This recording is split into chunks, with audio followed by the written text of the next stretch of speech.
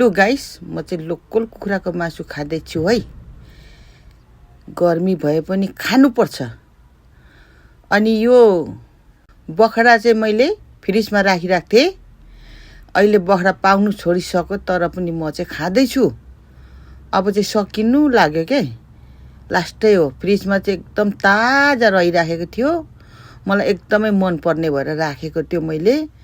मासुसँग त मलाई झन् मिठो लाग्थ्यो र अब सक्यो।